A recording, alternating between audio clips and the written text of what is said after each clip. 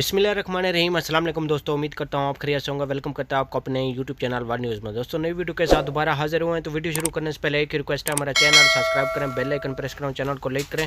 اس سے فائدہ یہ ہوگا کہ نئی ویڈیو جیسے ہم اپلوڈ کریں گے اس کا نوٹیفیکیشن سب سے پہلے آپ لوگوں تک پہنچے گا اور ہمارا ساتھ جڑا رہے گا۔ آج کی ویڈیو بہت اہم ہے، جیسا کہ آپ لوگوں نے تھمبنیل میں پڑھا ہوگا کہ دبئی وزٹ ویزے کے بہت بڑا مسئلہ آ رہا ہے، تو آج ہم اس موضوع پہ بات کرنے والے ہیں۔ ٹائم ویسٹ کے بغیر چلتے ہیں نیوز اپڈیٹ کی طرف۔ دیکھیں، سب سے پہلے ہم آپ کو بتاتے ہیں بہت سے لوگوں کے جو وزٹ ویزے اپلائی کیے ہوئے تھے یا پہلے سے کیے ہوئے تھے، تو سب کے وزٹ ویزے ریجیکٹ ہو گئے ہیں اور بہت زیادہ نقصان ہو گیا ہے، تو بہت سے لوگ پریشان ہیں۔ لیکن یہ آپ لوگوں کو ہم بتاتے چلیں کہ یہ امیگریشن کا جو مسئلہ آیا تھا اس کی وجہ سے لوگوں کے وزٹ ویزے جو تھے یہ صرف دبئی کے تھے، پاکستانیوں کے تھے اور انڈیا کے تھے، یعنی کہ ہر کنٹری کے ویزے تھے جو ریجیکٹ ہو گئے ہیں۔ دوسرے نمبر پہ آپ کو بتاتے چلیں کہ اگر آپ ابو ظبی اور شارجہ سے اپلائی ابھی کرتے ہیں تو آپ لوگوں کا وزٹ ویزا لگ جائے گا اور ریجیکٹ نہیں ہوگا، کیونکہ شارجہ اور ابو ظبی جو امیگریشن ہے وہ اس میں کوئی مسئلہ نہیں آیا، وہاں پہ وزٹ ویزے سبمٹ ہو رہے ہیں۔ جو لوگ وزٹ ویزے کے لیے اپلائی کرتے ہیں تو ابو ظبی اور شارجہ کے لیے کریں،